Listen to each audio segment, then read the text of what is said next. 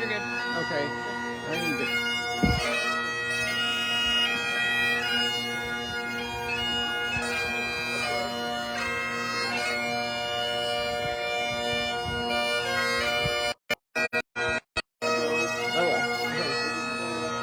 I just turned my ringer off. Yeah. Am I still live? Huh?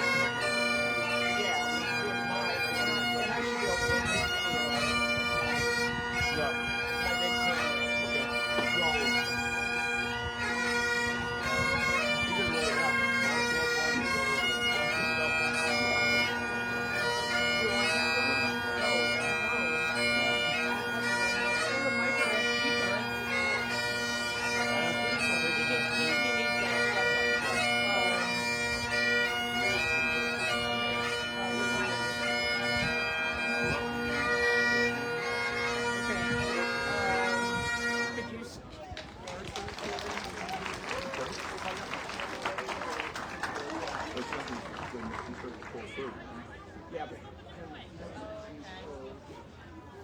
I guess we could just get it on this. I don't know. That's live. Okay. You could pick it up Yeah, we should. and take it. Yes. Okay. Yeah. I'd say let's just keep it live for now. And so my. Just look at the crowd. Yeah. Fine. No, you're fine. No, you're fine. You're fine. Just get the crowd, right? Okay, I'll run home and get that. Okay. He said a 64 bigger would be ideal. He said for the wave file. Biggest one got, by the way. Now that's something somebody tried to sell. I don't know who, but somebody sells something like that in town, no? No? Really? Really? Okay. All right. Like, what do we got to do? Trying to push through it. It's like getting worse and worse as time goes, but I'm gonna try and stay as long as I can until it becomes unbearable. Hopefully it'll just go back down, but you just lost my camera. I got you. Okay, I'll run out and get that and then come back and then you can go. Well, if you want me to stay, I just want to let you know that it's happening. No, it isn't. It's just the stress headaches. It's not from this, but I've been staring at a computer screen for 60 hours this week. But just because I got you. You need me to record? If they start talking, It's a Canon, right? if you can put it, I don't know, it's on raw. Well, for video, it'll be.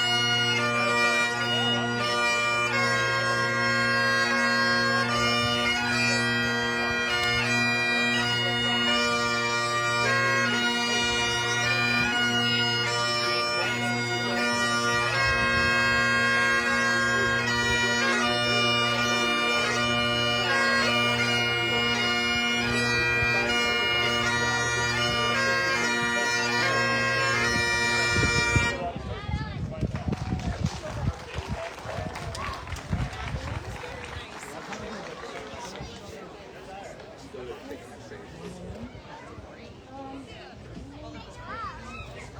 Finn. Finn. Take turns.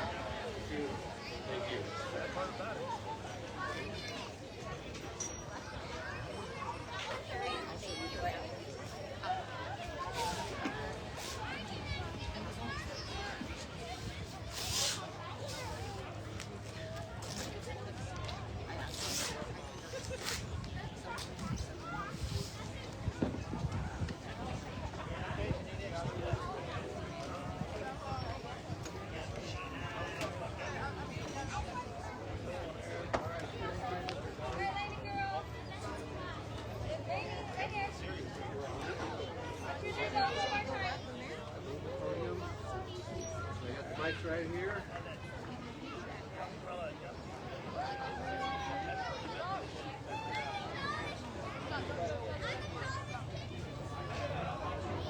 Thank you, sir.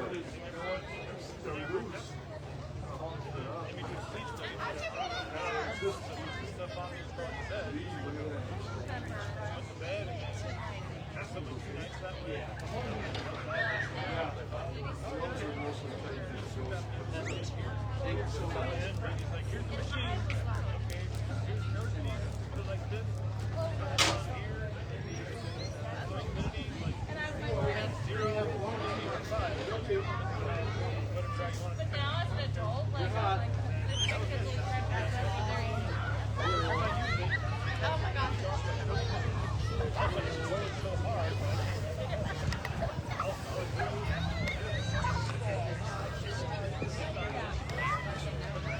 God, I can't see nothing. Okay. Oh, I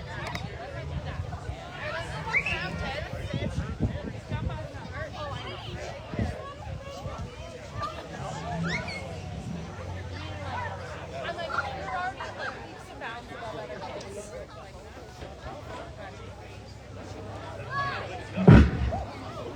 Hello.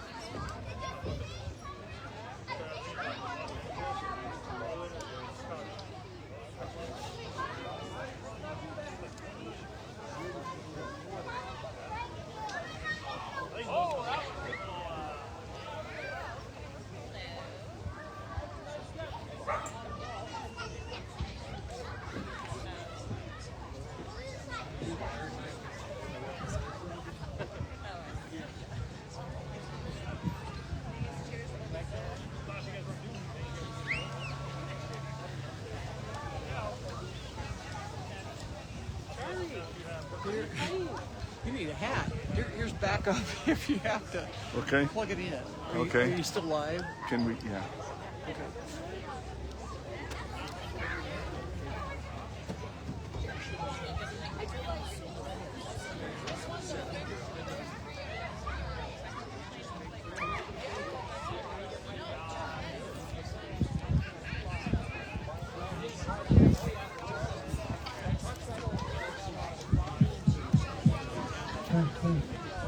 A little low still, maybe?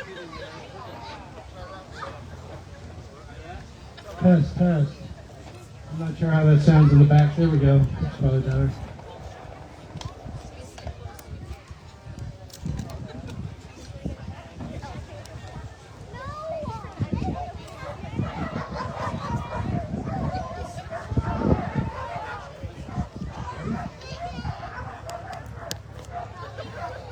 Good morning, everybody. Thank you for being here for our 13th annual Grand Lake U.S. Constitution Week. Let's give it up for the Constitution and America.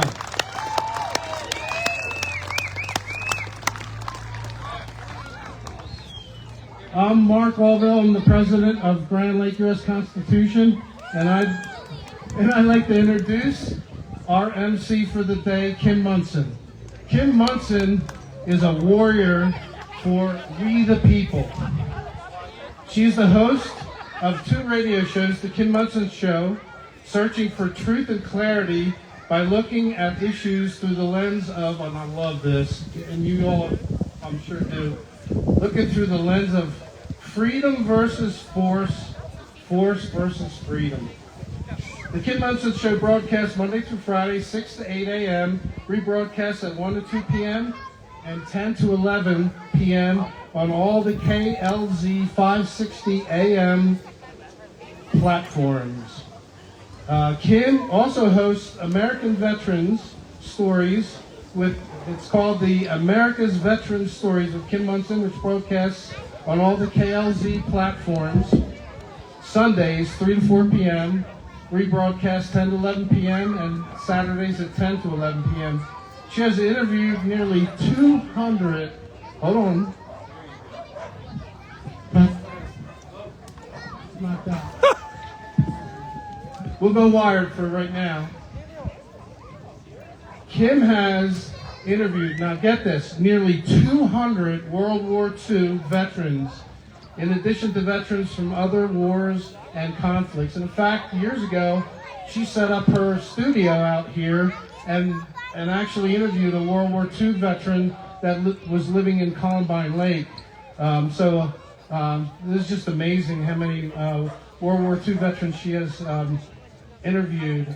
Kim is one of the most respected grassroots leaders in Colorado. She is the recipient of the 2016 Leader in Action Award from the Leadership Program of the Rockies and the 2020 Vern Bickle Award for Grassroots Leadership from the Independence Institute.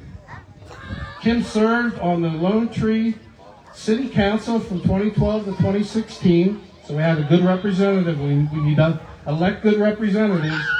She grew up in rural Kansas and has lived in Colorado for most of her adult life. Kim is the mother of 3 children and grandmother of 5, who affectionately call her Mimi. Recently, and I think this is your 2nd year with CUT, right? So this is amazing. Kim is the president of the Colorado Union of Taxpayers. From their website, this is what they say: the Colorado Union of Taxpayers advocates for the rights of families and individuals to, guess what, keep your hard-earned dollars. How about that, huh? We're going to keep our hard-earned dollars. CUT's mission is to educate the public about the dangers of excessive taxation, regulation, and government spending. Founded in 1976, CUT is Colorado's longest-serving advocacy group for taxpayers. She, with her team, get this, actually reviewed all of the bills proposed through the Colorado legislature this year. Anybody know how many bills these people are jamming through on us? 705 bills were introduced this year. And Kim and her team actually reviewed all these and then posted, they viewed them against the Constitution and then published that. Friends, may I introduce to you an amazing patriot that works literally nonstop and who is not afraid to speak the truth and defend our rights and our liberties. We are so honored. May I introduce Ken Munson.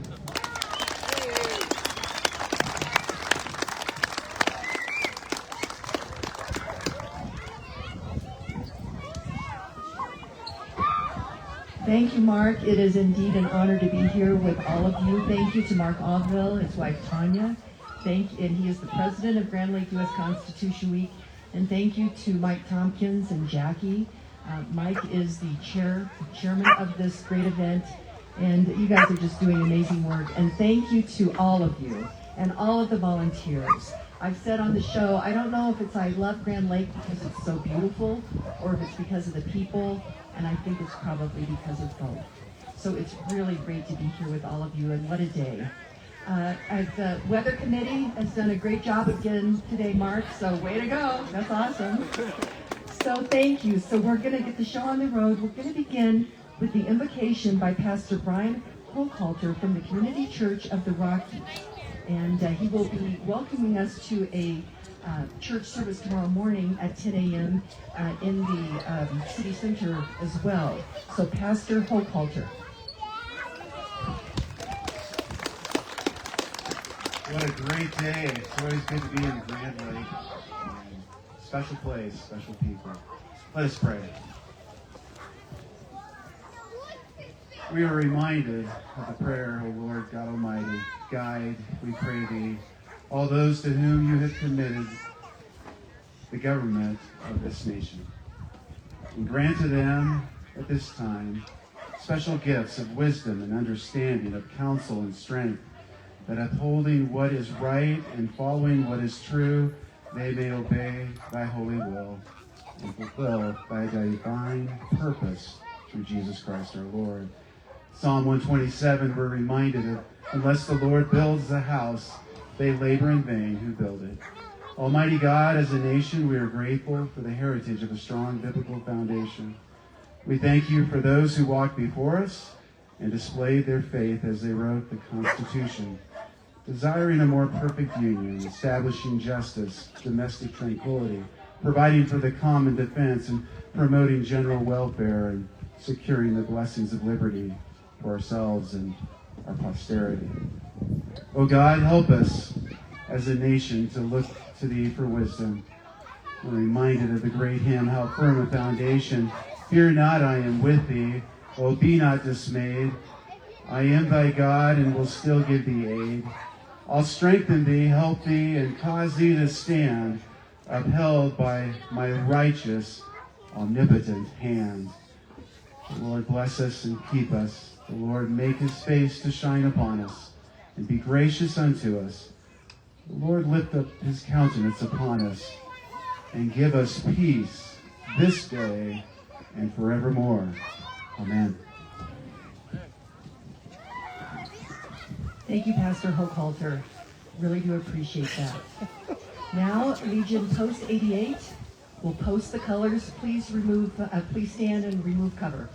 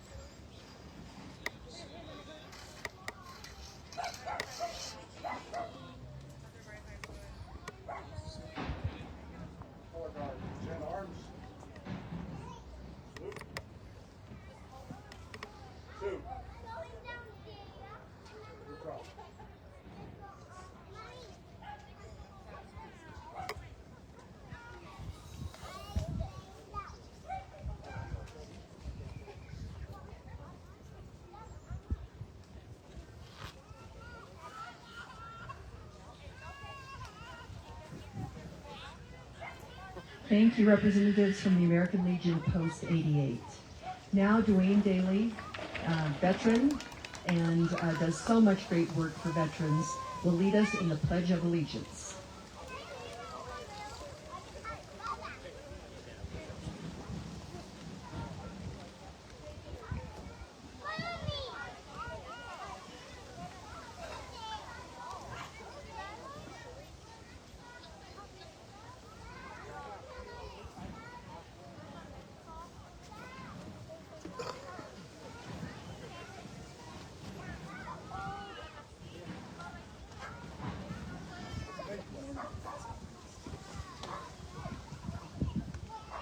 Before we start, since this has been an educational week, I just want to say one brief thing about protocol.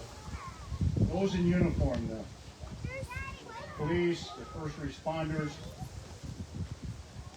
Mr. Oliva over here in full uniform military, and veterans. Protocol is a hand salute if you're in uniform. Uniform includes just a cap of the service. So I notice as I go to a lot of veterans conventions, that's kind of misunderstood. But patriots also, patriots salute or cover. I pledge allegiance to the flag of the United States of America and to the republic for which it stands, one nation, under God, indivisible, with liberty and justice for all. Thank you.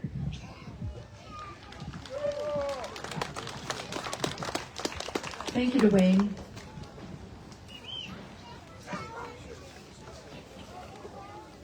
And at this particular point in time, I would like to have all of our military, veterans, and first responders stand so that we can show our appreciation for all the work that you do to protect us, to give us our liberty. So please, all veterans, military, and first responders stand.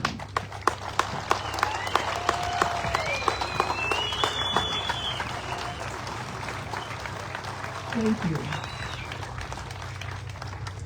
On a regular basis, I used to travel a lot, and I flew a lot. And I would be in the airport, and I might see one of our service members in uniform, and I would go up, offer to give them some money to buy a cup of coffee, which they normally said no. But I would say, thank you for your service. And one of our soldiers stopped and said, actually, say thank you for my freedom. And it's because of these men and women that we have this amazing liberty. And what liberty is the responsible exercise of freedom. So thank you to all of you. We really appreciate it. Next, former Broadway performer, local performer and musician here in Grand Lake is Travis Taylor, will sing the national anthem.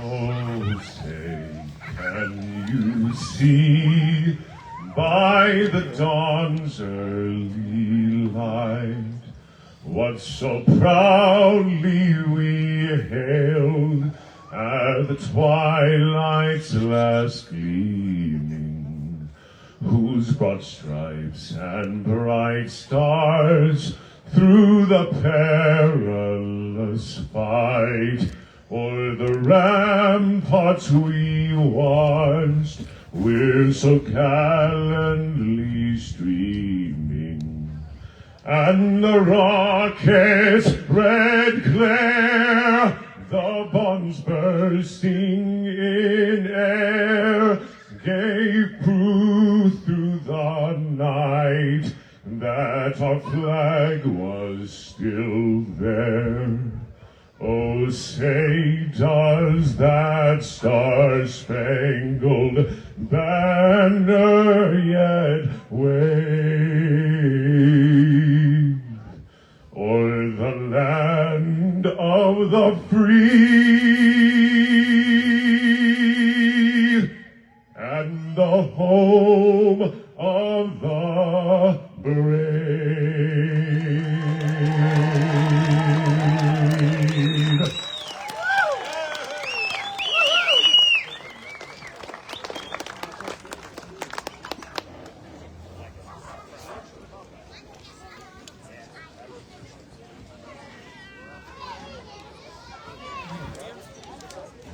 Thank you. That was pretty awesome.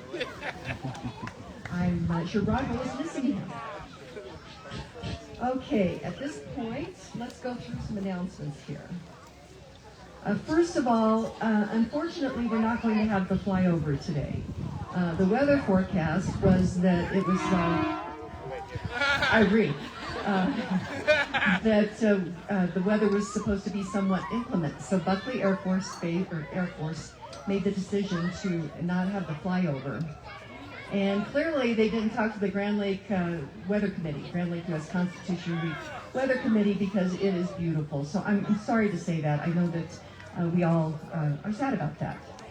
Next thing, I did want to say thank you to the Kirikul Karada, which was the Irish pipes and drums that played earlier today. We really do appreciate them. Thank you. And other announcements that we need to talk about. Hold on here. The fireworks are planned for this evening at 8:30. The church service, because of potential rain, is moved to the Grand Lake Center tomorrow at 10. This whole thing comes to you because of volunteers. The Grand Lake U.S. Constitution Week is a 501c3, and so donations are greatly appreciated, and be sure and buy merchandise as well. Could we have all of the volunteers at least give us a wave so that we can say thank you to all that you have done to make this happen? So Grand Lake U.S. Constitution Week volunteers, give us a wave. Thank you. Really appreciate that.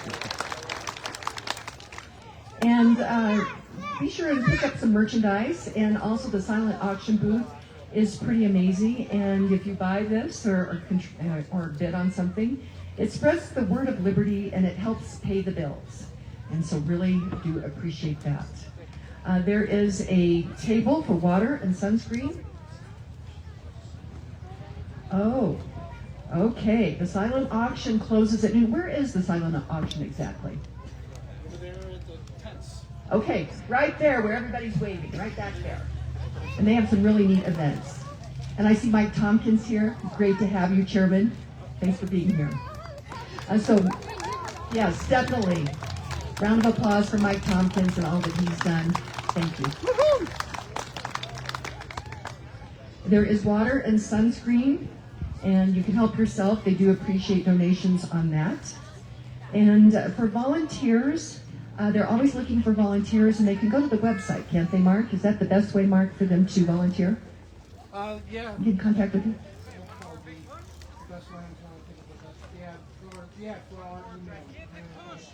Okay. Okay. Go to the webpage, find the email. Okay. Go to the website, find the email, and email them and say, hey, I want to help next year. They would really appreciate it. So the founder of Grand Lake U.S. Constitution Week, Tom Goodfellow, and his wife moved to Lake Havasu, Arizona. And so they've always wanted, it's been a vision of Mike and Mark and Tom, that this would grow, that this would not just be in Grand Lake. And this is our 13th year, but we're really pleased to announce that Lake Havasu City, Arizona, now has their Constitution celebrations. Windsor, Colorado this weekend in Severance, Colorado. Meridian, Idaho. Vail, Arizona. And Wimberley, Texas. And so let's make sure that this continues to grow. And congratulations, Mark and Mike, for what you've done on that. Let's see, I think that's all of the announcements for right now. But again, silent auctions close at noon, so be sure and bid often and bid early. So get going on that. Okay, I think that's all of the announcements at this time. So Mark asked if I would make some comments about what's happening in our world right now. And I wanted to start with a quote from George Washington. He said this, he said, government is not reason, it is not eloquence, it is force. And force, like fire, is a dangerous servant and a fearful master. So why I do the show is because we want to engage in this battle of ideas that's occurring right now in our country. And so what we do is we search for truth and clarity, and our litmus test is freedom versus force, force versus freedom. If something's a good idea, you shouldn't have to force people to do it. And force can certainly come in a variety of packages. We know that it could be weapons. Over the millennia, we've had people that have taken other people's stuff via weapons. But we're in a time here in America where it can be somewhat sneakier. It can be an excessive taxation. We've seen it with fear, coercion, right now experiencing government-induced inflation, the agenda of the World Economic Forum, globalist elites. We see it even in our government, our Colorado government, our local governments, and even with ballot initiatives. And interestingly enough, on the Denver ballot, there are two different questions for Denverites to ask to shut down other people's businesses because one set of people doesn't like these other businesses. One is a lamb processing business that's been in operation since 1962 in Denver. It's employee-owned, and there's going to be a question on the ballot to say that that business can no longer exist in the Denver city limits. And the other is regarding whether or not there can be stores that sell fur items. And you may have an opinion one way or another regarding fur. I know many people do. But to ask to shut down somebody else's business because you don't like it, we're going into really dangerous territory here in America. And so even though you may not eat lamb, you may not use fly fishing lures with fur on it, you may not wear furs, we have to realize that we're in a very dangerous time. Then we start to see other people's property being taken, like by a ballot question. And so we really need to stand for property rights, because property rights are inherent in the American idea. I would have loved to have been at the Constitutional Convention where they said, what would happen if we created a constitution based on this vision of our Declaration, that all men are created equal with these rights from God of life, liberty, pursuit of happiness, regular people that could actually work and keep most of the fruits of their labor. Well, what would happen? Well, America happened, where everyday people like us can thrive and flourish. We can work hard, we can create wealth for ourselves and our children. It's a pretty amazing thing. And I was reflecting as we were driving up here, people in RVs and campers, everyday people can hook their house onto the back of a pickup, and they can go anywhere they want in this country, and they have really air conditioning, heat, they can cook, running water, showers. I really think that the Queen of Sheba would have loved to have traveled in one of the RVs or campers that we have here and we enjoy. So it's because of this American idea that everyday people can thrive and flourish. And what we have seen, though, is government's gotten out of its lane. And it's happened at the local, the county, the state, and the national level. Government is supposed to be limited, and we're supposed to be self-reliant and watch what our government is doing so that we can keep it in the lane that it's supposed to be in. And I don't know how it ever happened that we've gotten to the point where if we see a challenge or a problem, we look to government to solve that problem. And when we do that, we give up our own power of the people. And I served, as Mark mentioned, on City Council in Lone Tree from 2012 to 2016. And I really learned a lot during that time. And I learned that good people with a little power can start to make bad decisions regarding freedom. And it's kind of funny how this can happen. Many times when someone is elected into office, one of the first things they do is they start to refer to them as the Honorable. So the first time they said the Honorable Kim Munson, I thought, well, who are they talking to here? So I was someplace with my brother, and somebody came up and addressed me as the Honorable Kim Munson, and my brother said to them, you don't know her like I know her. But what can happen is that those little things can start to feed into people's egos. It's a human nature thing. And so we have to remember that they are elected representatives. Many times we refer to them as elected officials. They're not supposed to officiate over our lives. They're supposed to represent our interests, and our interests should always be liberty. And that is where we can exercise these rights of life, liberty, and pursuit of happiness.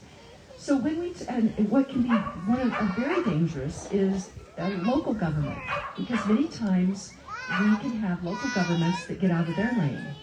And what I realized, and I've reflected upon this for many, many years, is when we talk about local government, giving up our own personal sovereignty to a local government is not a good idea. We certainly want them to do the things they're supposed to do.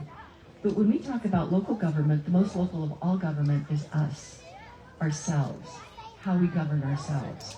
And if we start with that, and we're imperfect people, we know that, but if we start with ourselves and how we govern ourselves and don't look to somebody else to take care of us, we then, I think, can reclaim this great American idea.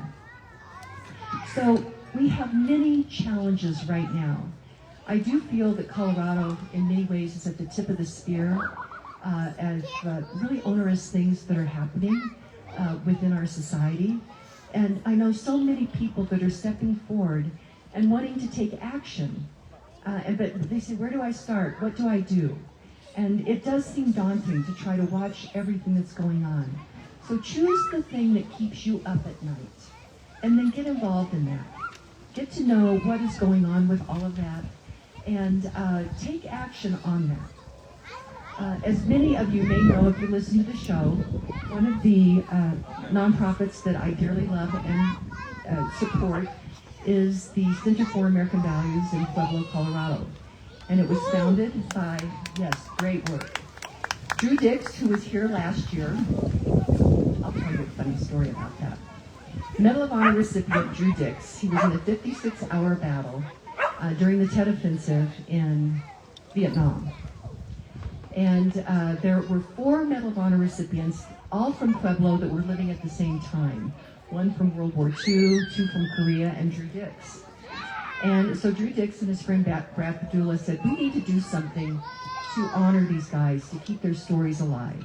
So they founded the Center for American Values, and I'd highly recommend that you put it on your bucket list to go down and see their portraits of valor. It's over 160 Medal of Honor recipients and quotes by each of them, and would recommend that you have the Medal of Honor quote book in your Freedom Library at home.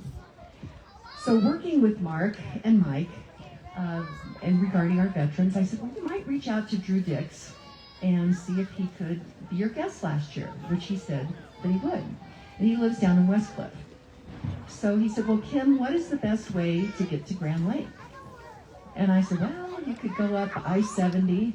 I said, you could always go over Trail Ridge Road. Now, I'm a mom, okay? And the last time I drove over Trail Ridge Road, it was white knuckle for me. So I said, you could drive over Trail Ridge Road, but they don't have any guardrails. And he said, Kim, I was in war, I understand. And I thought, here I am trying to tell a Medal of Honor recipient that he should be careful on Trail Ridge Road after a 56-hour battle because they didn't have guardrails. So you don't have to tell him that I said that, but I reflected afterwards that that was a little crazy. But what happened, and what I've learned, is that these Medal of Honor recipients took action when the situation presented itself. And so they're in battle, and they took action to protect others, and they stepped forward without really thinking about what that meant for them even personally. When I reflect on our founding, as they were signing the Declaration of Independence, initially not the copy, but the printing of what they had signed with the Declaration of Independence, only John Hancock had signed that. Because all of those men that signed that Declaration of Independence knew that they were signing a death warrant for each and every one of them. Because as they were signing it, they could hear the British cannons just down the river. And of course, Benjamin Franklin is known to say that we must all hang together or we're going to hang separately. And I think that's the case. We need to unite around this great American idea that all men are created equal. And Calvin Coolidge, President Calvin Coolidge had said, if all men are created equal, then that's final. And that we each have these rights of life, liberty, and pursuit of happiness. So these Medal of Honor recipients took action when the situation presented itself. And we are in a situation now, I think, on whether or not this great American idea is going to continue as it's been given to us. And Ronald Reagan said this. He said, if not now, when? If not who? You wrote that down. If not now, when? If not now, when? Anyway, he didn't say that like that. He said, if not who, it's us, and if not now, when? I'm going to look that up. Actually, that's your homework for you all to check that out as well. That's Ronald Reagan. Sorry about that. At the end of my show, I always say that we were made for this moment. And we truly were. We are at this time in history, and we are asked to step forward and take action, just like these Medal of Honor recipients. It is truly, truly an honor to be here to share some thoughts with you. And I know it's going to be just a really great day. I think, hopefully, is Travis back yet with his thumb drive? He is. Okay, that's great. So then the next thing that we're going to do is Travis is going to perform the United States Armed Forces medley.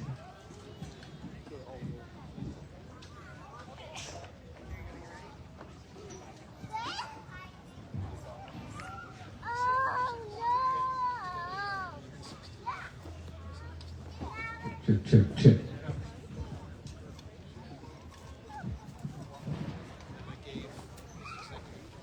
Please stand when your service is recognized.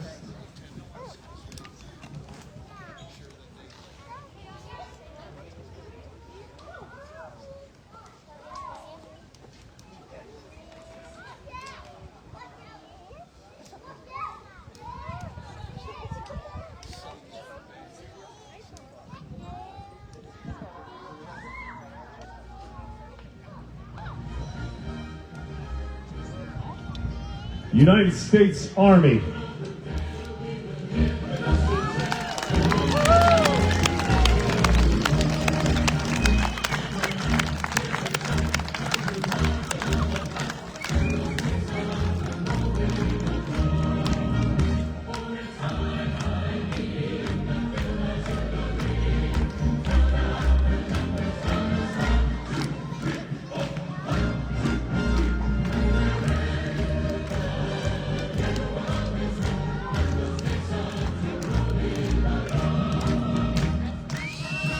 United States Navy.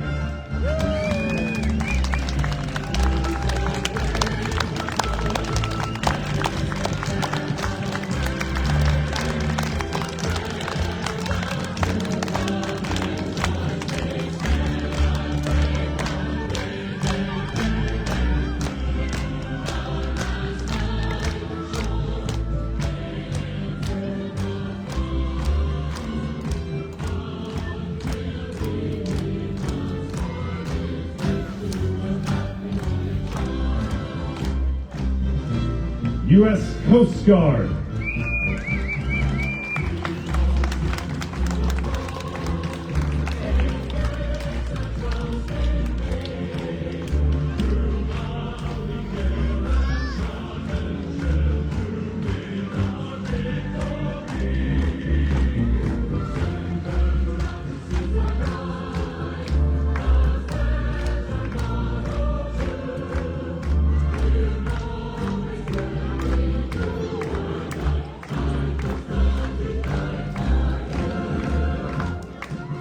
United States Air Force.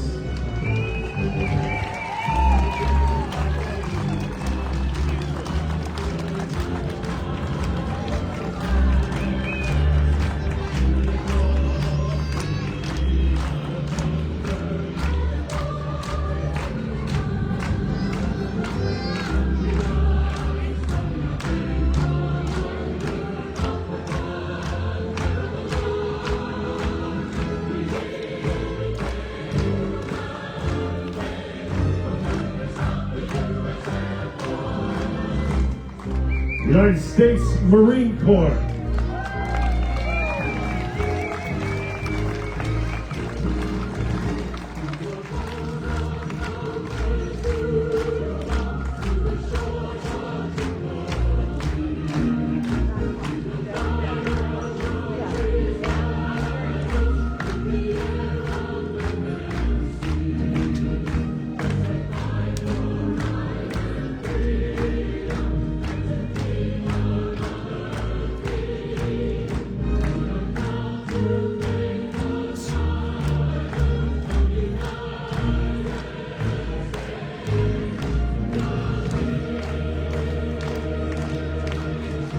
Please stand and be recognized. Army, Navy, Coast Guard, Air Force, and Marine. Thank you very much for your service.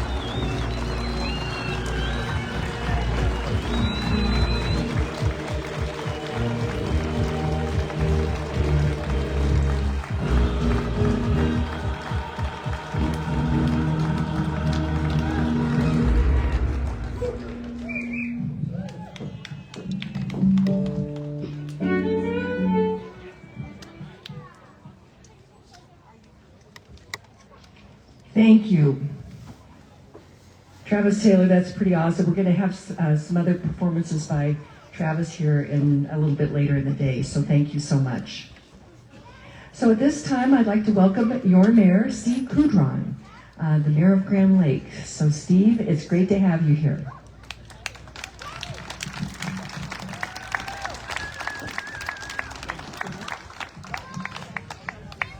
Thank you, everybody, and welcome to Grand Lake. I'd like to first thank the Grand Lake U.S. Constitution Week Committee, all their volunteers and the speakers who have shared their perspectives and experience, and all of those in our community who have tirelessly committed to this wonderful fall celebration of our country's founding document. I can't say it enough. 13 years ago, it was a few members of our community that said, we're going to celebrate the Constitution. And what they've done is really turned it into a wonderful, wonderful week-long event that highlights not only the beauty of the document that is the Constitution, but the beauty of the place that we get to invite all of you to come here for. One of the things that we do is we're here for a week to celebrate and learn more about our most important guiding document, what it grants, how the Founding Fathers designed it, and to protect not only us, but our values, our beliefs, and most importantly, our trust in a government that sits over a land of people who desire not only independence, but a path to self-determination and individual outcomes. This morning when I wrote this, I wanted to write a couple sentences so I wouldn't forget what I wanted to talk about. And this one's really important because here, as a mayor of a small town who watches out for a community of a few thousand, we get to do pretty much what we want to do. And I know that there's an awful lot of people in our country that don't have that before them. And it's really pretty simple. You just have to pay attention, have a little common sense, and stick to what the Constitution tells us what to do. So we have to keep doing that. Here in Grand Lake, we get to be cautious. We get to risk and we get to succeed wildly, and we also get to fail every now and again. Our system of government gives us the ability to get back up, to try again, because we know that our community is around us, our neighbors and our friends, they're on their own journey as well. We sit here in a town that is a government that has 7 elected people, 17 people who we get to call town staff. They're all managed by one person that kind of oversees everything like a CEO. It's almost like a small business, right? But it's not. It's people. And one of the things that I found out today, and the Constitution gave me the ability to do this, is when somebody who's in a leadership position forgets that the people are most important, we get to tell them that they're not a fit for our community. And what we're going to do is we're going to keep making sure that our community comes first, because they're the people that protect our land. They're the people that I can trust that when I fall down, they'll give me a hand up. And those are the people that I'm glad to call my friends and my neighbors. We're surrounded with so much beauty, so much light, that we do stand as an example to our forefathers' vision of the interaction between government and citizens. I always want a place where when I walk down the street, people yell out and say, "Hi, Mayor Steve." I was real lucky today. I had a chance to meet Dr. Paul. He stopped by the house because he got here a little bit early. And I can tell you that because I'm at the lowest ring of government and politics, and he's been to the top. But it's really neat to be able to stand face to face to a man and see that he's just a person that cares about the values that I have here in Grand Lake. I think y'all are going to really enjoy it. And he told me that if anybody falls asleep, he's going to call you out. So you better be careful about that. Here in Grand Lake, our government collects the revenue to maintain, protect, and preserve our very way of life. That's what Section 1, Article 4 says. Our local laws reflect the independent nature of our citizens, and our government doesn't interfere with that. Here in Grand Lake, our lives are better because the Constitution works. We strive to provide for our local citizens, our neighbors, and those who visit us to enjoy the protected beauty of the United States. It's because of this that our town remains an idyllic place to retreat, recreate, and above all, to live the life that we choose, we seek, our own self-determination. I am living the American dream. I am beyond blessed to have the opportunity to represent our great town, to invite all of you to enjoy the gifts of our freedom, and to stay around a couple extra days. Thank you. God bless America. Thank you. I love elected representatives that love our Constitution, so thank you, Mayor Couton. Really do appreciate that.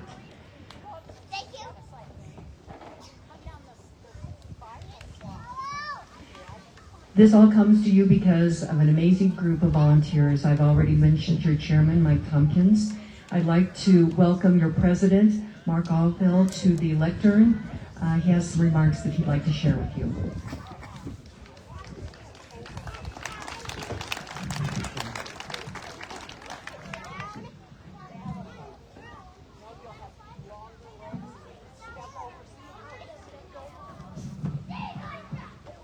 Again, welcome everybody to the 13th annual Grand Lake U.S. Constitution Week. Give yourself a hand for being here. You are the patriots. Thank you for being here. Take some time today to meet some of your new neighbors. We're all part of the Army of Freedom here. We're all here for protecting our liberties. We know the Constitution doesn't defend itself. We have to defend the Constitution. So thank you for being patriots. Thank you for taking time out of your day to be here. I have this little thing called a pocket Constitution. And if I can find where I wanted to go here, bear with me. Congress, Amendment number 1, Congress shall make no law respecting an establishment of religion or prohibiting the free exercise thereof. Having said that, I'm going to exercise my First Amendment right and my freedom of religion, and I want to thank the Lord Jesus Christ for a beautiful day. Look at this weather. Look at this beautiful time. A week ago, if you looked at the weather forecast, it was rain, rain, rain, rain. And we got our prayer committee on it. And we've been praying for good weather. And I think that the Lord Jesus Christ is blessing us again. 13 straight years with beautiful weather. I need to emphasize this because there's some people will criticize us. This is not a political event. This is an educational event, and it's about the education and the celebration of our U.S. Constitution. It was in 1955 that the Daughters of the American Revolution petitioned Congress to set aside a full week for the education and the celebration of the U.S. Constitution. The next year, President Eisenhower signed it into law. So this is we are honoring that with a full week of celebration and education of the U.S. Constitution. We truly live in the greatest nation in the world. It is up to we the people to preserve our freedom and liberty. I'd like to thank the town of Grand Lake and the mayor that they have allowed us to host this for the last 13 years. And a big shout out to our board of directors and our volunteers. Board members and volunteers back there, give us a wave. This is an amazing group.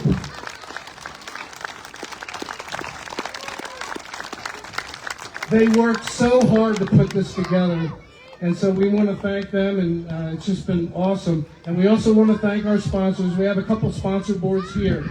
We cannot put this on without your donations, without our sponsors.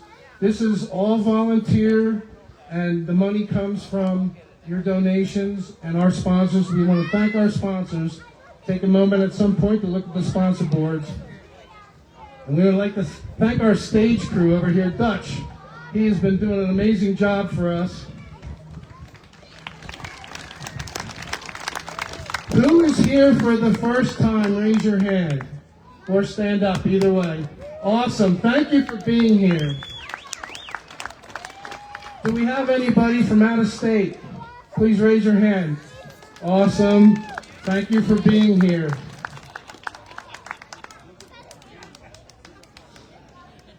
We should be honoring Constitution Day, Constitution Week. We should be celebrating it like Independence Day. Mike Tompkins, our chairman, often says this. We should be celebrating the Constitution Week, the Constitution Day, like we do Independence Day. So keep that in mind. The Declaration of Independence was the mission statement from our founding fathers, and the Constitution penciled it into law. And as Kim had mentioned, we have probably 6 or 7 Constitution Weeks now happening. Part of our mission is to spread spread Constitution Week to various towns and cities. So if you're interested in doing a Constitution Day, a Constitution Week, come see us. And on our webpage, we also have some instructions on how you can get going on doing a Constitution Day. And let me leave this with you. This is a quote. Freedom is not a gift bestowed upon us by other men, but a right that belongs to us by the laws of God and nature. That's Benjamin Franklin. So thank you for being here. Enjoy the day. And I'll turn it back over to Kim. Thank you, Mark Avell. And I looked up the quote that I had meant to share with you. Ronald Reagan, he said, if not us, who? If not now, when?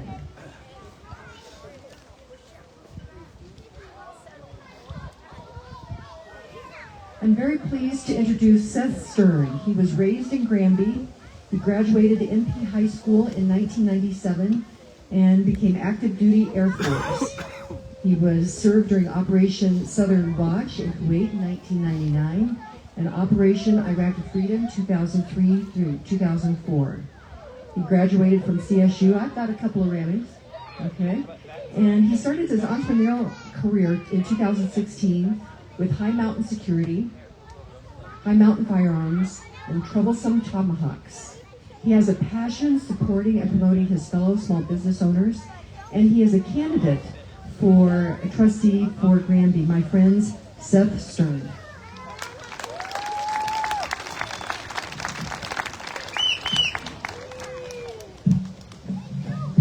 Thank you, Kim.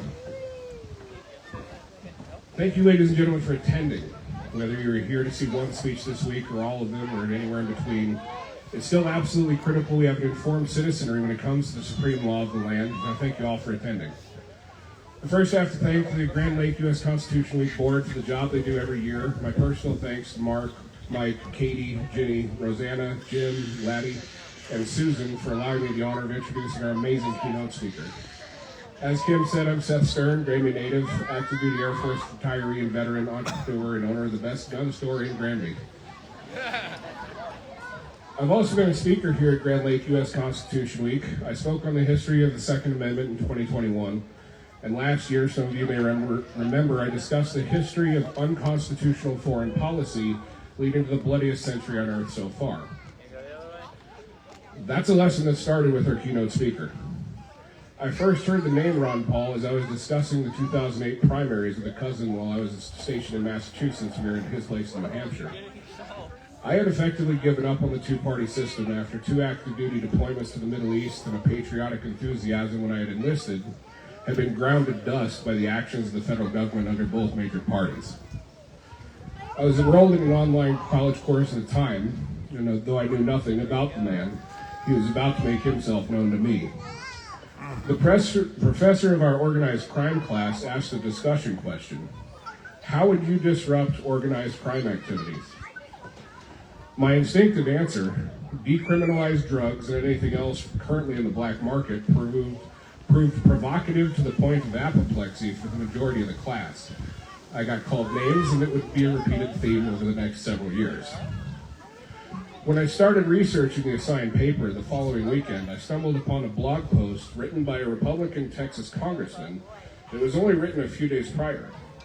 He discussed the fact that drug war's legacy was emboldening, enriching, and empowering organized crime around the country, and in fact the world. In other words, drugs were winning the war on drugs, but the American public were not benefiting in the slightest. My platonic love affair with the man they called Dr. No had just begun. Over the next 4 years, I would fail to find a point Dr. Paul had made which did not hold up to scrutiny. Despite the scoffs, eye rolls, and self-righteousness of his critics, the man spit truth like he alone could see what was happening in DC, and as a result, the rest of the planet. It was Dr. Paul who taught me that the absence of congressional authorization for overseas intervention was resulting in blowback, a concept even the CIA acknowledges. Nobody else talks about that to this day. When we put the CIA into Iran in '53, the clock started ticking, and what happened in '79? Judging by the predominant hair color, a lot of you probably remember personally. It was not good. Well, what happened in '68? We installed a man named Saddam Hussein into power in Iraq. What happened in '91? And what happened in the late '70s? We armed and trained a group of mujahideen in Afghanistan, one of which went by the name Osama bin Laden, and we know what happened in September of 2001. In 1999, on the House floor, Dr. Paul correctly identified that potential for both CIA and military intervention, and on September 11, 2001, his prediction came true. As many of you are aware, Dr. Paul has the single most conservative voting record in the history of Congress. He does not like taxes.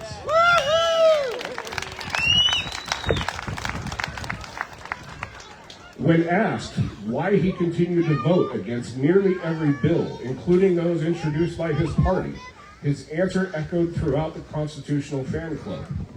I read them, he said. He also read an awful lot of economic content. In fact, during one of the primary debates in 2012, when asked on the stage what they would be doing that night, if not at the primary, 2 of the candidates said they'd be watching a National Football Championship, which still had yet to be played. And Dr. Paul said he'd probably be at home reading an economics textbook. That's the honesty that I came to love the man for. He remains one of the only voices to push for an audit of the insidious Federal Reserve, though he has managed to hand that down to Congressman Massey of Kentucky. But why is Ron Paul here today at Constitution Week? Simple. For the last 40 years, there has not been a more consistent, informed, educated, realistic, knowledgeable voice supporting the restraints of the U.S. Constitution, the document we've celebrated all week and for years in the past. Though we continue to hope the Thomas Masseys, the Justin Anishes, and yes, the Rand Pauls can gather sufficient traction to turn the federal government branches to fulfilling their enumerated powers, instead of abdicating everything in order to avoid the pitfalls that may lead to not being elected or reelected, which has become the number one job of everyone in Congress and the Senate. And that is everything that is wrong with the federal government right now. The truth of the matter is Dr. Paul has pulled more people into their love for the Constitution since the framers put their own necks on the line to sign it. I'm a second-generation American citizen. My grandfather, Paul, arrived at Ellis Island June 1st, 1938, a refugee from the unfolding disaster in Germany. His son, Ron, my father, was a high achiever, graduating valedictorian of his high school class at the beginning of the Vietnam War era, quoting heavily from the Declaration of Independence in his speech. I once sent the paper to my father for review while I was in college, without discussion, influence, or suggestion. I had managed to quote the exact same passage from the Declaration, and we organically arrived at the same conclusion. There has never been a better advocate for the Constitution and individual liberty than Dr. Ron Paul.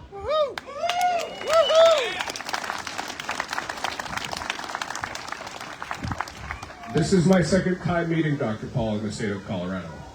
In 2012, during the primary campaigns, he stopped at Colorado State University. While I was at Colorado State, I wrote a column for the Collegian every week. A lot of people called it the Ron Paul fan column. It was a very heavily libertarian column, and I tried to push back on what was developing and has always been sort of the known presence at universities as a leftist bent, and at the time I was the only non-leftist writing for the paper. The day he spoke, the editorial board put together a column suggesting that he was not a particularly good candidate because he was pushing for deregulation, and deregulation had led to the Deepwater Horizon oil spill. A fact Dr. Ron Paul dispelled. That was not deregulation. Congress had lowered and lowered and lowered the liability for oil spills for those companies until it became practical for them to drill oil in the deepest parts of the ocean, leading to the most predictable disaster in history. It was Dr. Paul who, much like no crying in baseball, taught us there's no bailouts in capitalism. You don't get to fail and then have the taxpayers take on your liability. And I'm thinking to myself, well, what's the outcome of this? And he says, there's a way through this. It's called bankruptcy. And they're allowed to discharge their bad debt without saddling it on the American public. But why didn't that happen? Because again, the number one job of everyone else in Washington, D.C. is getting reelected. I remember reading a quote at one point about from one of his competitors in an election in the 90s. And they said, you know, it's really hard to win an election when the man you're running against delivered nearly every voter in your district. And Dr. Paul, as the OBGYN, sort of had a lockdown on that particular area. And boy, aren't we happy for that. I could stand up here and speak for hours, if not days, on the greatness that I see in a man who only did one thing he was asked to do, and that was support and defend the Constitution of the United States. He's also a veteran. He was a flight surgeon for the United States Air Force during the Vietnam era. He served. Last night, as I was watching old clips, go ahead. That was not a good time. As I was watching old clips from the 2012 campaign, at one point, Chris Wallace, pretty significant turd in the punch bowl, asked Dr. Paul, he said, you're 76 years old. Are you going to be willing to release your medical records so we know that you're fit to serve? And he said, yeah, it's about a page long, and I'm pretty sure I can outbike any one of you. And I think it was a week later we saw him cruising one-handed in the Houston heat at a speed so fast he was blurry. There's a lot of things that we don't know about what's coming in the future. There's a lot of people, as you've seen, and some of you saw in a letter to the editor this week to the Sky High News about how this is a meeting of extremists, racists, misogynists, and sexists. Shame on all of you. the fact of the matter is, I think the one correction that needs to be made is it's not that this is not a political event, this is a non-partisan event. Because the Constitution is the guiding force, is the set of laws that every single person in Congress, including the so-called squad, who very clearly despise everything that is in the Constitution, have taken an oath to support and defend. When asked in the 2008 primaries, Ron Paul, you've spoken about decriminalizing marijuana, cocaine, and heroin at the federal level. Why should social conservatives vote for you? And there was a huge laugh from the very Republican crowd. And Dr. Paul said, if the states want to do it, that's fine. But I want to protect everybody's right to do what they want. As long as they're not harming other people, that is their right. That got a line of applause that I don't think the moderators were expecting. This man stands for personal freedom.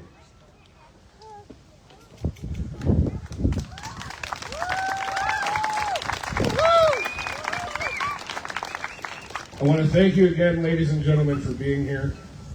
It is my sincere, lifelong honor to introduce our keynote speaker, the incomparable Ron Paul.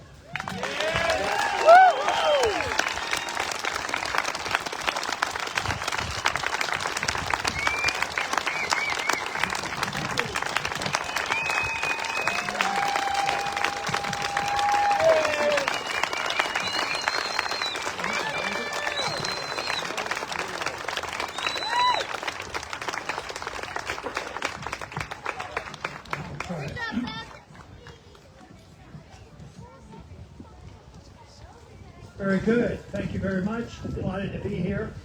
It was easy to decide to come and visit because they said there'd be a bunch of people there and they're interested in the Constitution. And there's good reason to want to be here with people who are interested in the Constitution because I couldn't find very many in Washington who cared about the Constitution. So this is wonderful. And it was mentioned in the introduction that I wasn't too excited about taxes. That's an understatement. But, the original Constitution, there was no income tax. And I think there should still be no income tax. But, there's a principle behind that. And they were a little fuzzy, on the slavery issue, and they were a little fuzzy on the tax issue. But the whole thing is taxation. Taxing your income is a form of theft. They're taking what is yours, and this means that you're faced with that. That doesn't mean the government gets to keep all of it, but you get to keep what they decide you're allowed to keep. And that's not the way it should be in a free country. In a free country, if you work hard, it's supposed to be your property. So this is something else. I had an introduction really to how they felt about the Constitution in Washington. We were, at that particular time, we were working real hard to try to prevent a war that turned out to be a disaster, and that was the war in Iraq. And that should never have been fought. And there were several of us, both Republicans and Democrats, that tried to point out, and a lot of people in the countryside agreed we shouldn't be doing that. But so I wanted, if the cards were stacked against me on the committee, I was on the committee, the Foreign Policy Committee, and we were getting ready to vote to give the authority to the president. If he wants to, he can do it. He can start the war if he wants. No rules, regulations, or no purpose, or when would the war end. So so I said, I got the floor. I said, I'm going to introduce an amendment today that's going to say that we are declaring war, a war declaration. And I explained, I'm not going to vote for it, but I want to make a point. And the point is the Constitution. The Constitution said you're not allowed to go to war without a declaration. But they were bent on going to war in that manner. So I said, I'm not going to vote for the resolution, obviously. And so, boy, then it came down hard on me. That they were very unhappy because I thought they should be on record that they're voting, to go to, they're allowing the war to go, and they're not going to vote for it. So what happened? Quite a few members stood up and sort of criticized me a bit for pointing out a little bit of the truth about the Constitution. So the chairman of the committee, he gets the floor. He explained to the committee that this is foolish. We don't do that. He says that part of the Constitution is anachronistic. We don't follow it anymore. And that was the chairman of the Committee on Foreign Policy. And that is an attitude in Washington. Another thing that bugged me a bit too was when you heard the explanation, I'm sure you've heard it many times, that the Constitution is a living document. And anybody can just change it. The Congress can change it. Well, that's a lie. It's a lie that you can do that. The Constitution is not a living document. The founders worked very hard to try to make it very difficult to circumvent the Constitution and change it. And yet, most of them believe that is the case. And a lot of them believe still that they can do anything they want except that the Constitution explicitly excludes. It's not that it's automatic. They can't do it. They can't do anything unless they have permission. They say we can do anything we want unless you read in the Constitution that says, you can't do that without the permission. But very early on, there was a great debate in the Constitution over the money issue. And it just happens that the money issue has interested me for a long time, especially since Nixon really turned our dollar into the total fiat dollar in 1971. That was a big deal. And you say, well, I don't remember that. We didn't learn that in school and whatnot. But I tell you what, you're witnessing every single day because there's no restraint. There's no unit of account. There's nothing to define the money, so therefore money is whatever the politicians want. So the prediction back then was that I said, this isn't going to work. Pretty soon you're going to have too much spending. Well, what do you think? It was way below $1 trillion debt back then. But now, what is it? $95 trillion? And they don't even really talk about it. And truth is the thing that they want to cancel out. They very, very earnestly want to cancel the truth. So when they do this, they expect that people will accept the lies they tell. But the truth is what we seek. This is the whole purpose. And right now it's rather meager. But just look at what we've inherited in this country today. Not only the debt, that's the financial aspect of it. But what about the moral bankruptcy that we have? And the founders warned us about that. Watch out. The Constitution gives you a Republican, but it won't happen if the people follow immoral beliefs. And I think they have, and I think that is an outrage.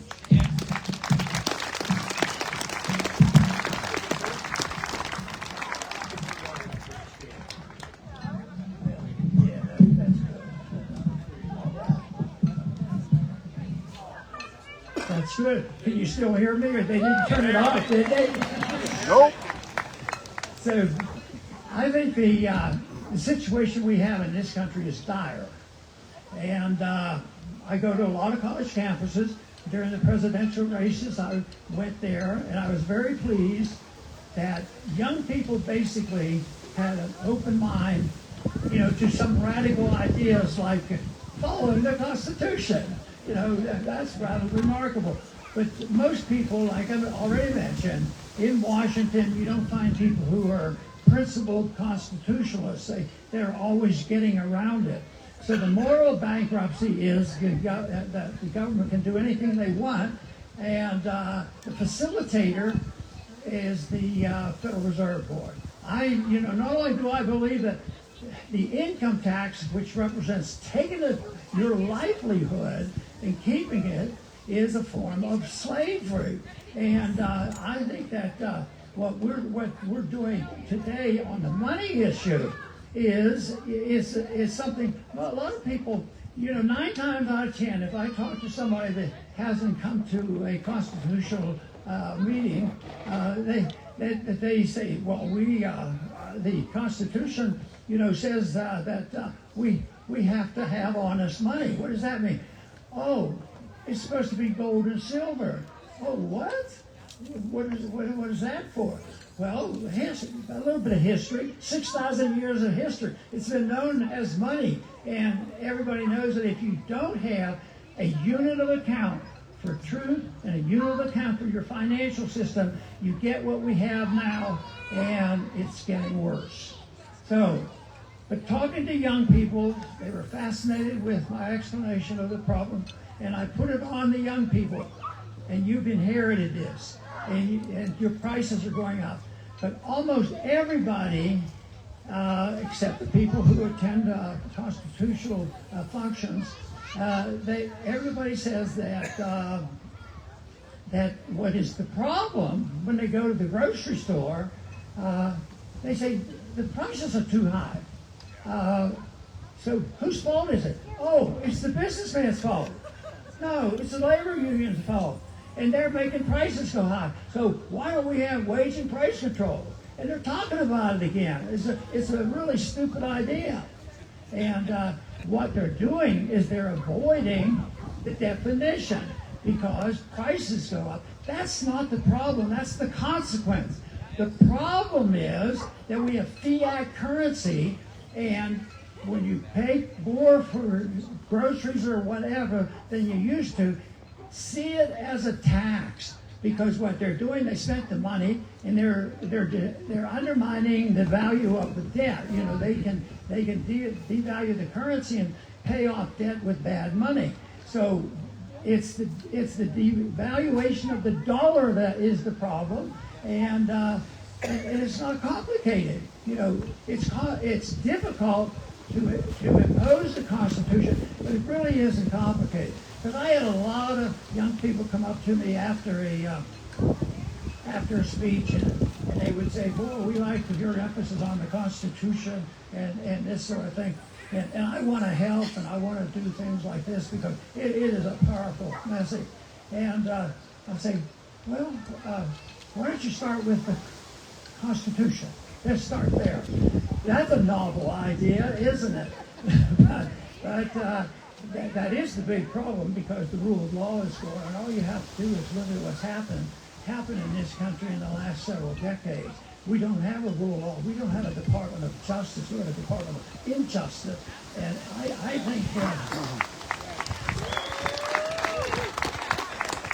think what's happening now has the real damage came in the early part of the last century, the 20th century, the progressive era.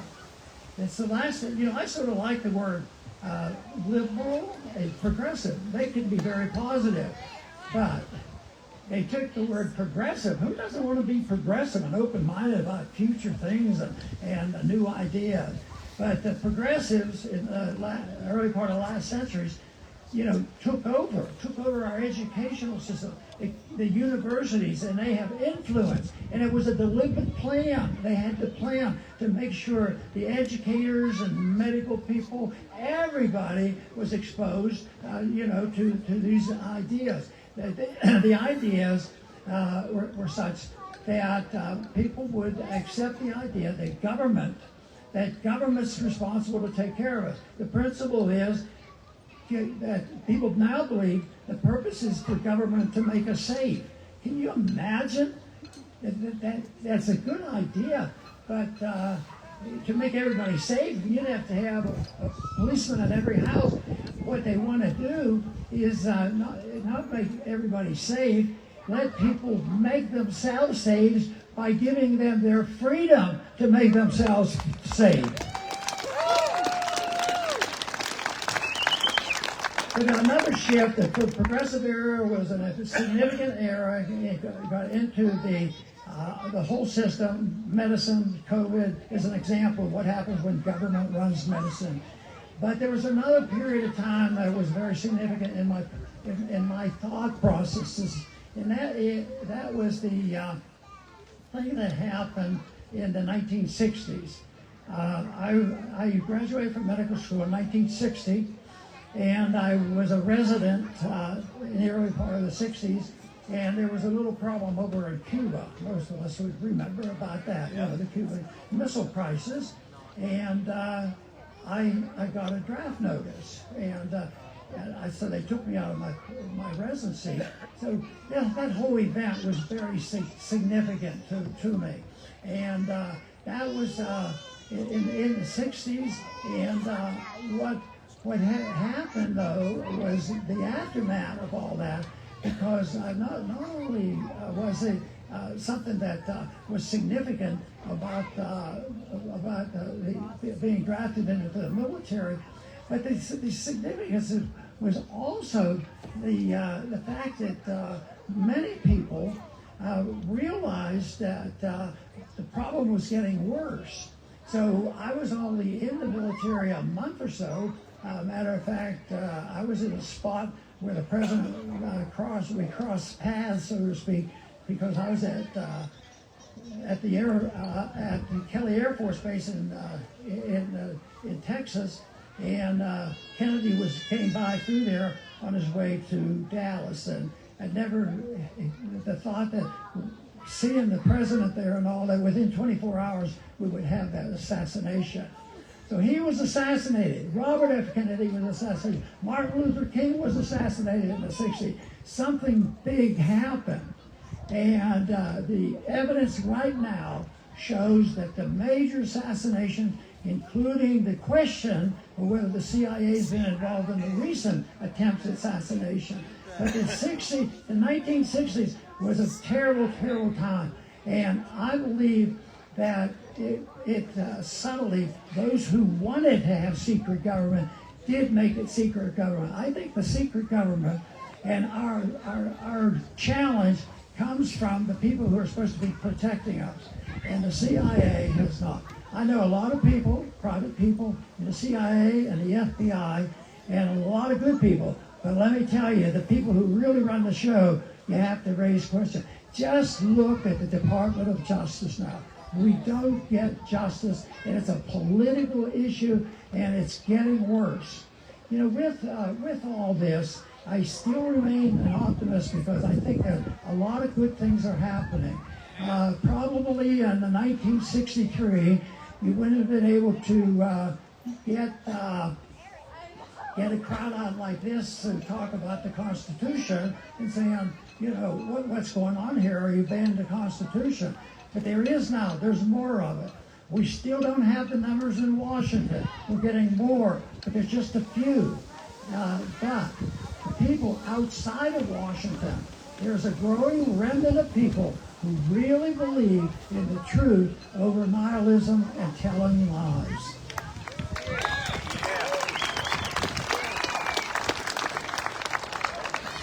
So I work under the assumption that government is not fulfilling its duties, and I think you can lay it at the feet of the subject you're talking about today. Are they obeying the Constitution? They pretend to. Just think of it. How many of them go to Congress and get into Congress without taking an oath to obey the Constitution? They all do. But the resistance to the Constitution is very great out there because the excuses are manifold. I remember sitting beside somebody after 9/11, and the Patriot Act was passed. Well, the most important thing about the Patriot Act had nothing to do with patriotism. It didn't have anything to do with it. But the Patriot Act, and another member was sitting beside me who generally voted, in a good way and voted against a lot of the government program. And I said, how come you're voting for this thing? And you know it's bad. Oh, I know it's bad, Ron. He said, but how can I, under the circumstances that existed after 9/11, how can I go home and say I voted against the Patriot Act? You know, that's the kind of pressure they have. Well, he said they wouldn't understand. But my explanation to him was, your job is to explain it, because you know it's not a good bill, and it was a taking away of our civil liberties. And now we're in another phase of what's happening because of the consequence of the financial bankruptcy and the moral bankruptcy and the corruption that goes on. We see circumstances, and nobody fully understands that. A lot of people are very suspicious about it. Is this just an accident of something of nature? And that all of a sudden we're getting millions of people in, you know, into our country, and not becoming citizens, not citizens. Some are criminals, and there's a crowd of people in this country who are anxious to sign them up and let them vote, let them be normal people.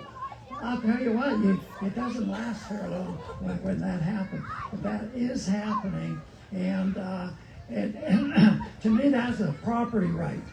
You know, we all, in America, it still is understood that we own our own homes and hopefully be able to keep it and use it as an asset, which has also been destroyed because of inflation and young people not even able to buy a home.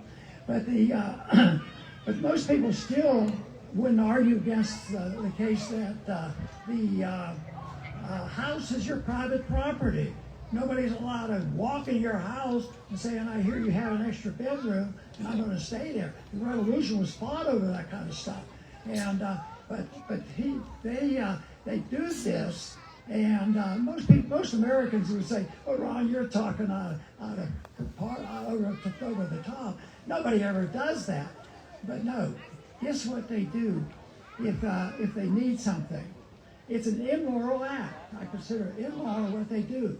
They say, and then it'll be a group of people that either suffered at the hands of the government or for other reasons.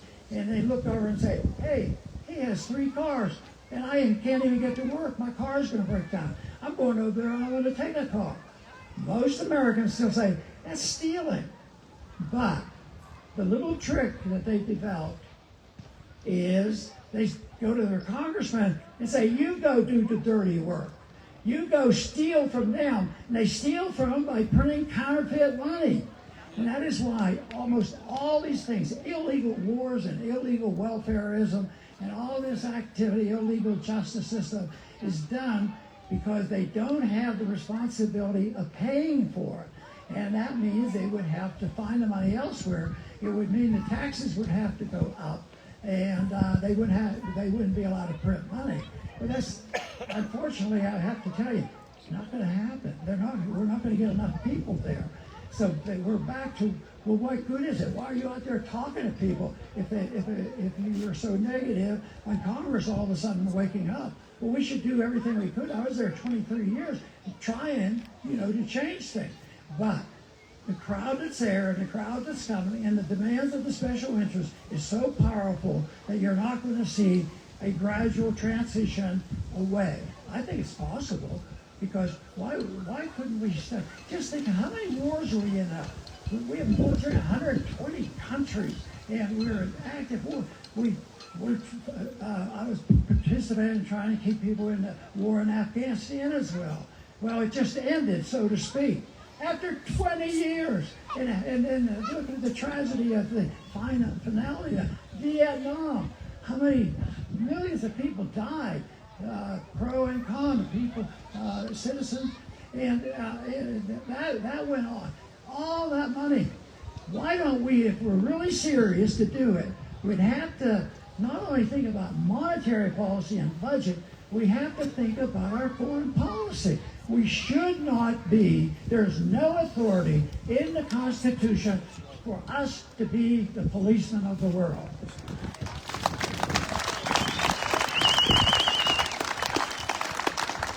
It just makes for more trouble. And in my introduction, the gentleman said there's something about, well, when I pointed out and said, well, maybe they're wanting to harm Americans, and why there's terrorism, because it's all around the world, and it'll get worse. Maybe it's because we're overly intervening around the world.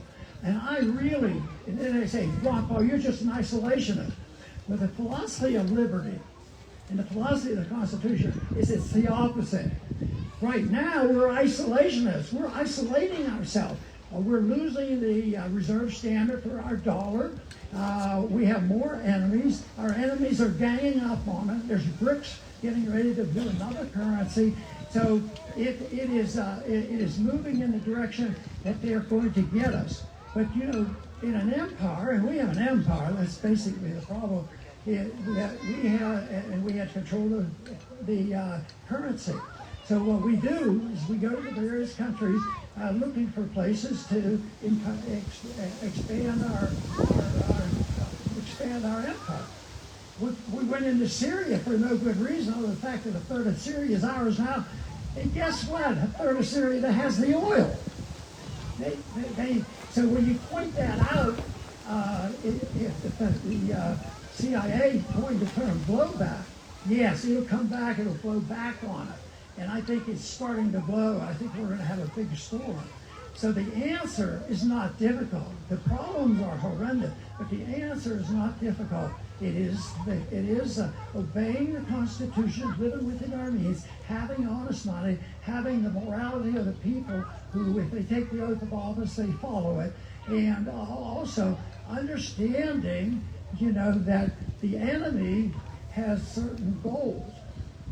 Well, communism was always said to be, and they still believe, and the cultural Marxists also, they believe that trying to find out what is right and wrong, they do not seek truth like most of us do. We seek truth, and that is our goal. We can't achieve perfect truth, but it should be a political and a religious issue, is seek truth. That's what it should be all about. So they seek the truth, but all the time the truth is exempt, and the people get lost on what are they supposed to do now. And the answer there is not that difficult. When people say, well, okay, Ron, we told us what the problems are. Tell me what I have to do. I say, do whatever you want. Everybody's capable, and everybody has a different talent, and everybody should use it. Feed the remnant. There's always a remnant. You never know, and the neat thing is you can't count the remnant, and it's fascinating to me in the religious sense, but I see it in the political sense too. There are people clinging to the truths that have been developed over thousands of years and came up with, now recognized to have been the best document ever written, and that is our Constitution. So it has been beneficial. It's out there. So to me, what is the answer? The responsibility falls on us to be educated the best we can, and that is ourselves, our neighbors, and the way it has to be a personal thing to be educated, because the one thing you can't do if you're an authoritarian and you say, I know what's right and I have to make you safe, that's a different thing. They don't understand truth, and it's authoritarianism that always backfire. So the thing that the founders followed and our country followed to a large degree for a while was set an example of what freedom is like, and it'll be contagious. And just remember that an idea whose time has come cannot be stopped by armies. The military can't stop it. And I think the ideas of liberty, the ideas of the Constitution, the idea of decency and morality, and the willingness to challenge your own long-term belief. Everybody has beliefs that they have to iron out. And this was a lesson taught to me by Leonard Green of the Foundation for Economic Education. He spent his time in education, and he always argued the case. He says, if you know something And it's honestly given, and people recognize the honesty, and it makes sense. People will come to you. People will come to you. Somebody has to organize events like this, and this is an opportunity. And the thing, somebody says, why'd you come around here? I said, well, the title was you were going to talk about the Constitution. That's enough reason to come. But then again, we can't accept the people teaching the Constitution. Say, well, don't be overly rigid and say you can never change the Constitution, and it can be changed. It's a living document. Just change it in the court. Let Congress change it. There's so much. Probably every regulation could be said to be. Regulations are laws, and I thought the Congress was supposed to write the law. Yeah, that's right. It's Congress, but they don't do it anymore. So there's so many places, but everybody has an opportunity. It might seem minor. They might seem, I think it's minor, but it isn't. Nobody knows. Since you've been in a political system and you're interested in the Constitution, you have no idea how many people you might have infiltrated. I was on a radio program this week dealing with this kind of an individual like that, talking to a lot of people. So people, these use of the internet is fantastic. I criticize it all the time because of all the nonsense and the problem, but that's the way life is. But there's a lot of good things, an opportunity, because we use it, and I think it's very effective. But it's small, and that's the Ron Paul Liberty Report. That I think is important. And that is the goal of the Ron Paul Liberty Report is to promote peace and prosperity. That's a pretty good goal. And, I just wonder, I criticize ourselves that we believe this way. Why aren't we doing a better job spreading the message? It's such a wonderful message. The more liberty a country has ever experienced, the greater the prosperity and peace has been. And yet we march off to these wars, and right now, the march to war, they were bad at the beginning of the century with the Middle East and all these things going on, but now the Greek guys are getting involved. And the one thing that is the hardest thing to do for an individual that takes that position, because I've been on the receiving end, is saying, oh, you want to blame America for everything. No, that's not right. That's not right. I want to blame the falsehoods of some people who would like to move America in a different direction than I think is better. That's what we need to do. And that's available to us. And we still have enough freedom. We could still have events like this. The internet is a wonderful place to go. Radio, everything, it's still there. But the big important is the message. So I think we have a moral obligation to look for the truth. And my enlightenment came on the day Nixon closed the gold and said, money is not going to be anything of value. It's going to be what the politician says it is. And look at what we have. So you have to deal with that. And that's where most of the power is behind. It's behind the monetary system and the military industrial system, the pharmaceutical industrial system. There's special groups, and they have clout. And Washington knows about that. And remember, you can talk to the congressman and says, but I know there's some things there, but I have to go along with it because I might become a chairman of a committee and really change things. Well, that doesn't work. It doesn't work at all. Just becoming a chairman. The one thing for sure is that I was more surprised that I ever got to Congress and stayed in Congress because I didn't have that. The last thing I was looking for was another job or chairman of a committee. Under these circumstances, you have to change the beliefs of the grassroots. And it is seeking truth and expanding education. And that's another reason why I'm homeschooling group, because the government-run schools have not treated us well. So there's a lot of opportunity, and I know a crowd like this is anxious to do the best they can. And I want to close by thanking you very much for the invitation today, and I wish you well, and just keep plugging away for peace and liberty.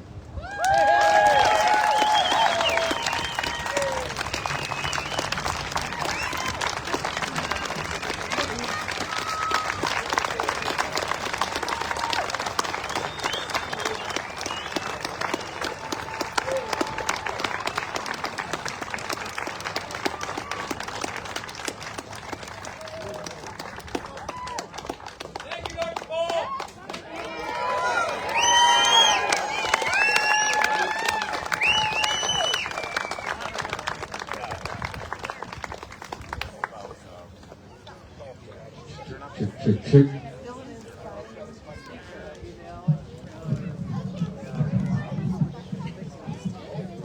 Go ahead and have a seat. We've got some other things that'll be happening here in just a moment, so just sit tight.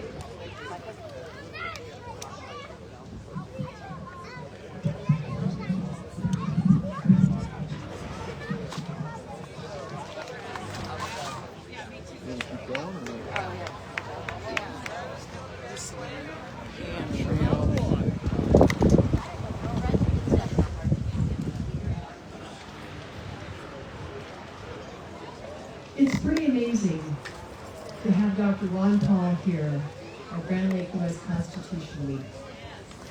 It's pretty amazing. And these are the things that you remember a whole lifetime.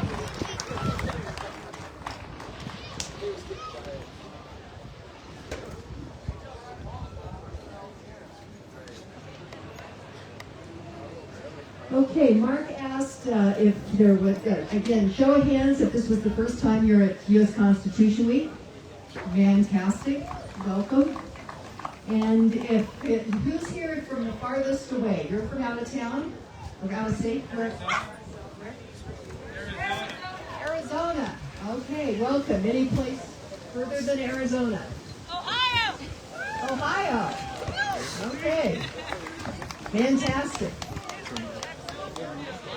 California? Well, if you all go over to the merchandise tent and give them some money, then they'll give you a prize for being here.